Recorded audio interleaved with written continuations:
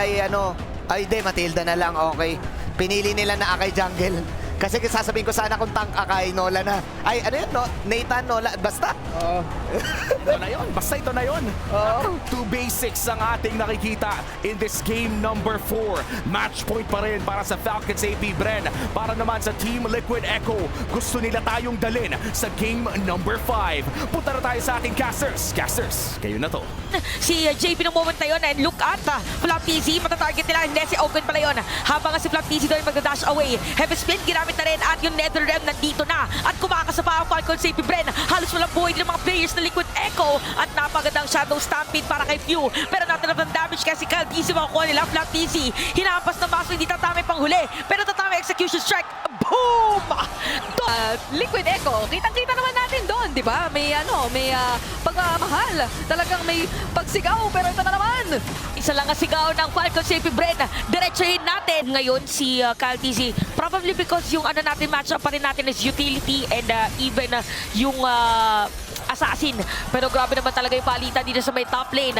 Ginamit na yung Circling Eagle, tapos si Owen nangangaray. Aray, pass in pa nga. At tatamaan dito ng mga Wisp.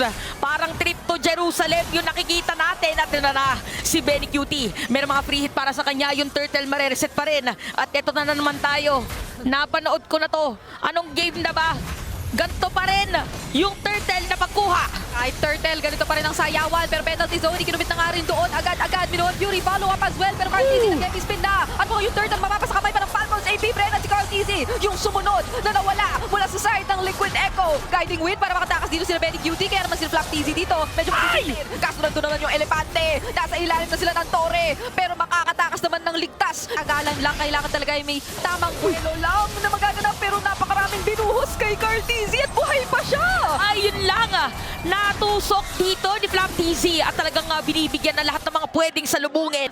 Kasi Kinatusok niya. Kasi yung usapan natin, ingredients eh. Medyo nagkakaroon na rin ng gutom factor dito, pero yan na naman yung laban. Minoan Fury, napakaganda. Tapos papasok pa si Kyle TZ mula doon sa gilid. Tatlo bigla. At dahil nakapag-flicker na, itutuloy ba ng Falcon Safety Bren sa teamfight? Kasi Kyle TZ, nakahuli na nila. Pero sakto yung NetherRealm at mga palis pa nga. Ito yung jungler na side ng Falcon Safety Bren. Mamahuli pa si Sanford. Nakikita ni Flap TZ ang ganda ng setup play. Kaya naman, patay na si 40. Si Carl TZ ngayon ang susunod na target, pero hindi pala si Benny Cutie muna dito sa baba. Napakaganda ng huli. Meron naman silang Farsa dito para kay Sanji. Mabilis lang para sa kanilang Dolpesa. Pero nahuli ng final slash. At nakita natin na may bawi dito si Sanford na paggamit doon ng penalty zone. Guiding wind para mas malalim pa at napakagandang heavy spin. Si Few target nila. At si Carl TZ magkakabigayan lang. Buhay ulit si Few kasi Faramis nga pala yung hero niya. Isa o apat ang nahuli doon ng penalty zone, pero hindi rin sobrang nagkumit ang Liquid Echo at ngayon maglalaban na naman yata sila Minoan Fury. Kisa naman dito ni Owen at isa-isa nang tumutumba ang mga miyembro ng Liquid Echo. Sanji na naman to defend, pero hindi na yata kaya.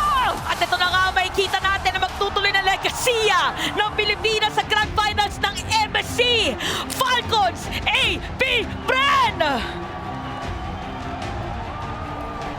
At matapos ang 4 na laro,